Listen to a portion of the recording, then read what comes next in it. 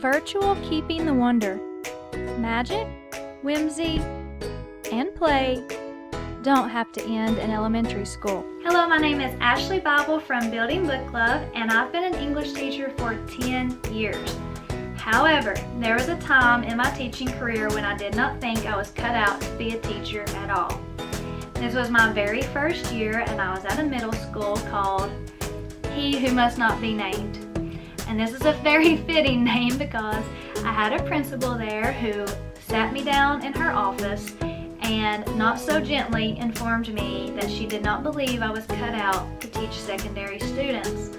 She advised me to go back to school and to get my elementary certification.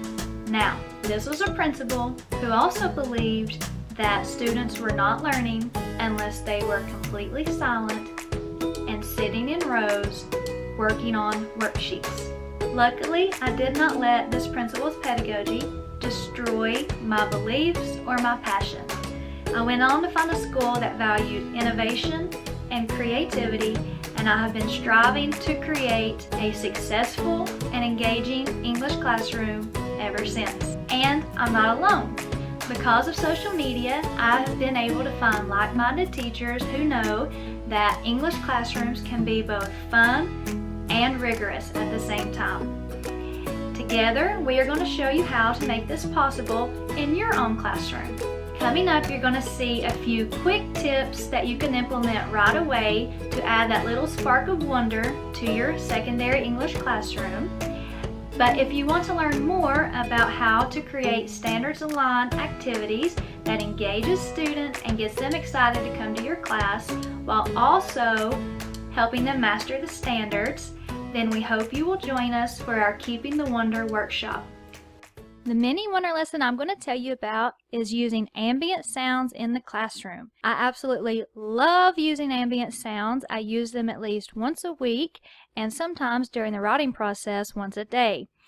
And I know from experience that ambient sounds can spark wonder, create routines, and ignite the imagination. So I'm going to tell you some ideas for using ambient sounds in your own classroom. First up, we have using ambient sounds for writing rituals. In his book Atomic Habits, James Clear uses research to prove that habits need to have a cue, a craving, a response, and then a reward. So after reading this book, I got to thinking about how I can use ambient sounds as a cue for the writing process. Every time that my students are writing an essay, I play a certain station of ambient sounds, which I will show you in just a minute. And I believe that over time, this creates a writing cue to begin the writing ritual. Now, I won't go as far as to say that my students all crave this writing time, but maybe we'll get there eventually. But it does create a response. Once the ambient sounds come on, then they have the response of writing. And number 4, we have the reward.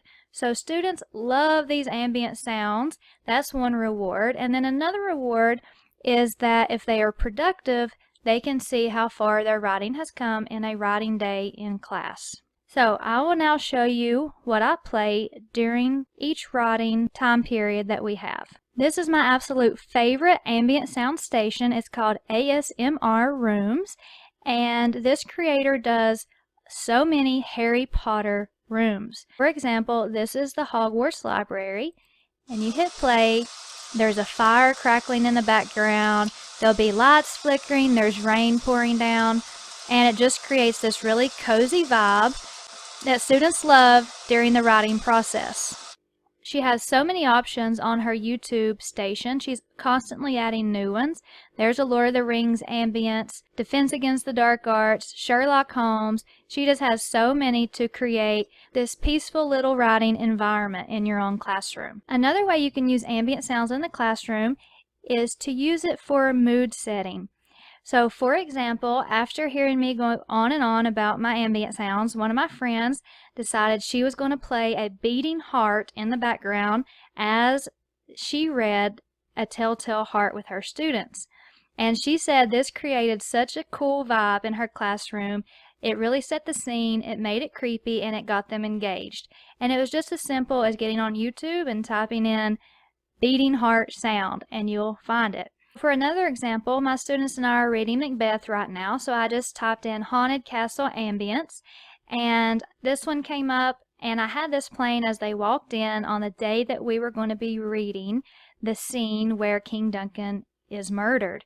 And it just gets them excited, and they anticipate a scene is coming up that's going to be spooky and creepy, and it's just a fun way to enter the classroom.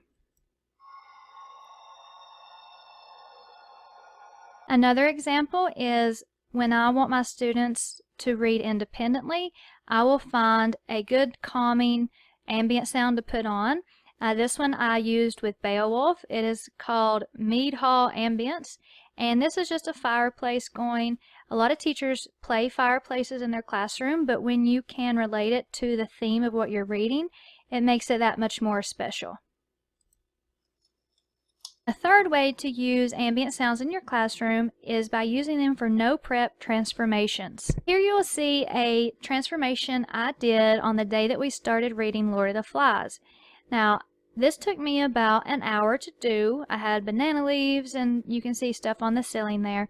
But honestly, if I did not do any of this stuff that you see on the table, and I only put the island sound in the background when they came in, and I had the Lord of the Flies books on the desk, that would have done almost as much as all the rest of this. When students walk into a room and see something different on your screen and hear different sounds, it really can transform your classroom without any prep from you. To take it a step further, I will show you. I played this happy scene at the beginning of Lord of the Flies to represent the utopia that the author was trying to create. Once the book took a turn to the dark side, I typed in Dark Forest Ambient. So I changed the mood when they walked in as the book progressed to a darker theme. And this subconsciously really helps students understand that the author was trying to create this utopia feel at the beginning that the boys eventually destroy into darkness. So I hope that gave you some simple ideas on how to use ambient sounds in the classroom to spark wonder, create routines, and ignite the imagination. I hope you give them a try.